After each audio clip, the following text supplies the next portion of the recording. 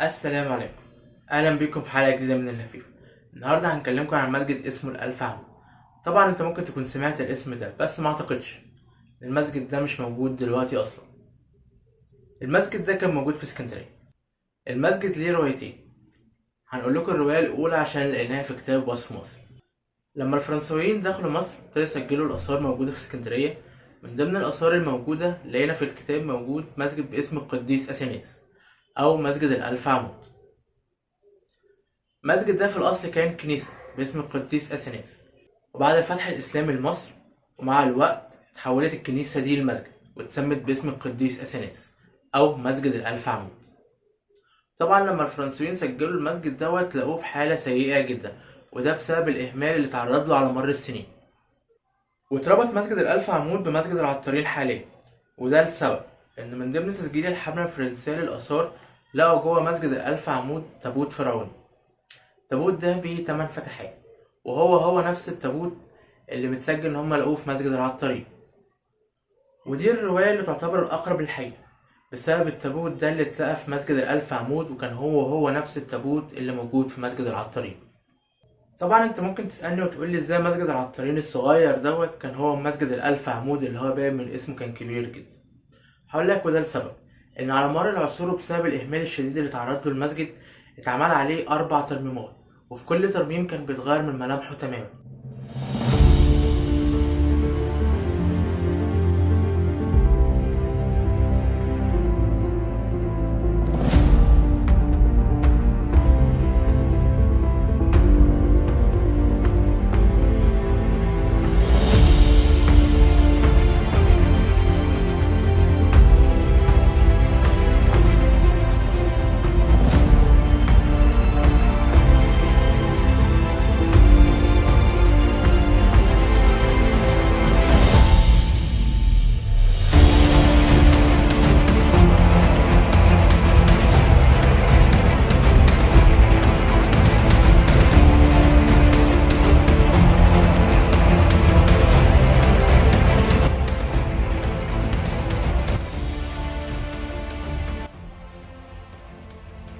لغاية آخر ترميم اتعمل له، وده كان في عهد الخديوي عباس حلمي التاني، وهو ده مسجد العطارين اللي موجود حاليا دلوقتي.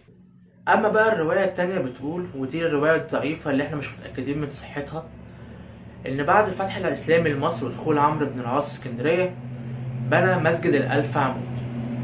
والمسجد ده اتبنى قريب من كنيسة القديس أثناس اللي هي كانت موجودة في الوقت ده. يعني كده بالمعنى الأصح إن أنت دلوقتي عندك مسجدين، مسجد كنيسة القديس أثناس ومسجد الألف عمود بتاع عمرو بن العاص.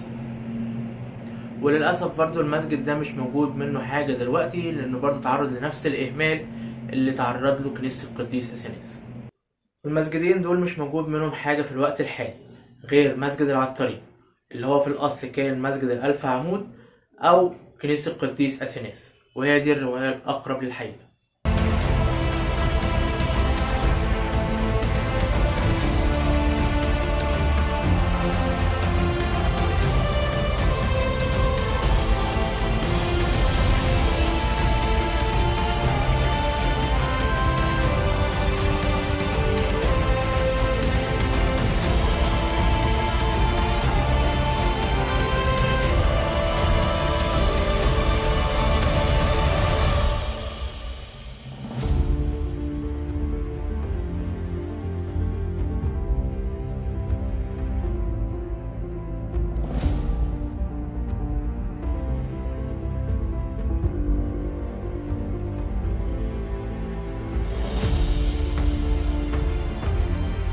هنسيب لكم المصادر بتاعتنا تحت الفيديو، ما تنسوش اللايك والمتابعة عشان تعرف كل جديد عن تاريخ اسكندرية وتاريخ مصر.